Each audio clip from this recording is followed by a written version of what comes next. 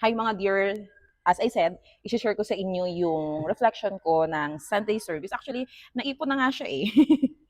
So, isa sa mga na-share for the month of February sa Celebration Church na topic is the missing piece. Okay, so ang reality sa buhay ng tao, meron parang laging missing, parang laging may kulang. Kaya di ba kahit na meron ka na ng mga inaasam-asam mong mga bagay, material things, still parang may kulang pa din. Dahil may kulang, parang gusto na nating hatakin yung panahon or gumagawa tayo ng kahit na anong paraan para lang mapunuan yung kulang. Gumagawa tayo ng mga ways para malaman natin ano ba yung kulang sa buhay natin, 'di ba? So, may binanggit yung preacher, which is si Pastor Jack, na sa Ecclesiastes chapter 3 verse 11, He has made everything beautiful in its time. He has also set eternity in the human heart.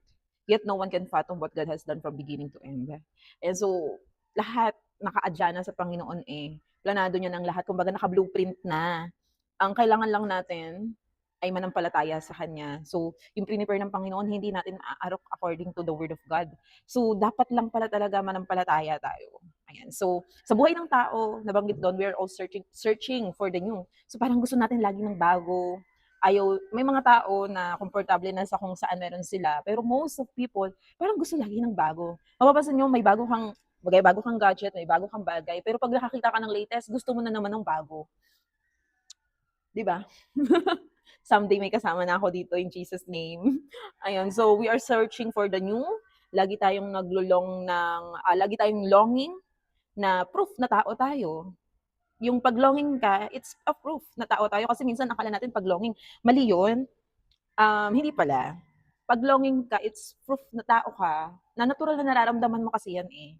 Kumbaga valid na naghahanap ka ng belongingness, naghahanap ka ng kung ano ang kulang sa'yo, katunayan niya na isa kang tunay na tao. Congratulations. Yun nga lang, sa paghahanap natin ng kung ano yung kulang, sa paghahanap natin kung ano yung parang missing sa buhay natin, eh, hinahanap natin siya sa achievement, hinahanap natin siya sa iba't ibang relationship, hinahanap natin sa lalaki hinahanap sa babae, yung babae naman hinahanap sa boyfriend. So, most of us, sa possession, hinahanap sa possession, at minsan, naghahanap tayo ng distraction para hindi natin maramdaman na may kulang.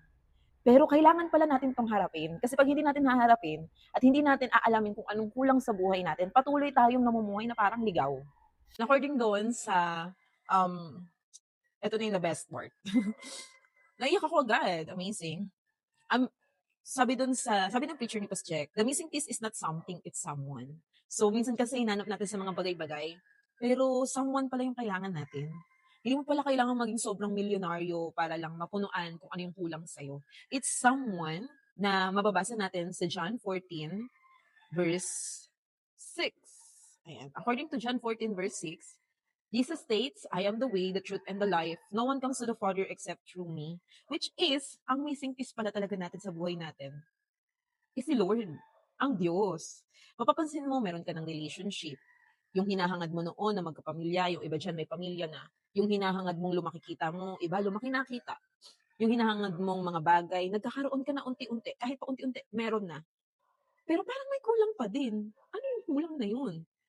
Should I say, or we should say, sino ang kulang na yun? Si Lord pala. Akala kasi natin, makukuha natin sa kung kanino, yung pagiging complete natin bilang tao. Yun pala, si Lord yung kulang. Hindi bagay, hindi kung sinong tao ang kukumpleto sa atin, dun sa missing piece ng buhay natin, kundi si Lord. Kasi kahit may relationship ka na, pwede mo pa rin ma-feel na yung out of love, yung kilig nung una hindi mo na ma-feel ngayon. Kaya nga dapat commitment talaga sa marriage, hindi nakabase sa emosyon, no? Naisingit pa. Pero yun pala talaga, ang missing piece ng buhay natin bilang tao. Someone who created us and someone who can give himself fully sa buhay natin para makumpleto tayo. And which is, he did it. Ginawa na ng Diyos, ginawa na ng Panginoong Jesus na kumpletuhin tayo. Ang kulang na lang, tayo yung kumuha, tanggapin siya sa buhay natin para maramdaman natin na yung missing piece na yun ay nakumpleto na sa buhay natin. Yung feeling mong gap sa buhay mo, siya lang pala yung kulang. Which is, ako personally, last year, 2025, dumating ako sa point na nagagawa ko naman na lahat. Ang dami ko ng achievement sa buhay, nagagawa. Yung mga desires ko unti-unti akong nagkakaroon. Then dumating ako sa point na bakit meron naman ako ng mga ginugusto ko. Then na-feel ko naman na din yung about sa relationship.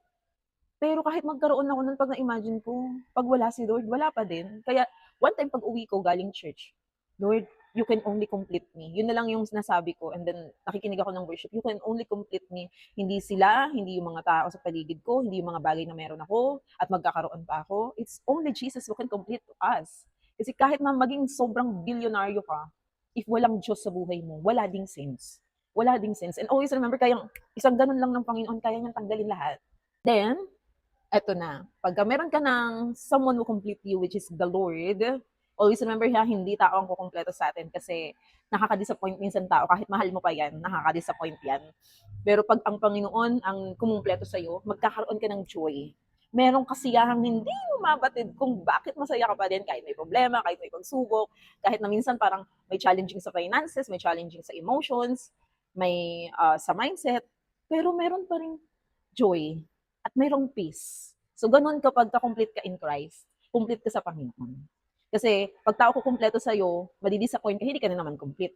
Pero pag ang Diyos, whether dumadaan tayo sa kahit na anong pagsubok, kumpleto tayo sa Panginoon. All we need to do is to be more connected sa source ng completeness natin.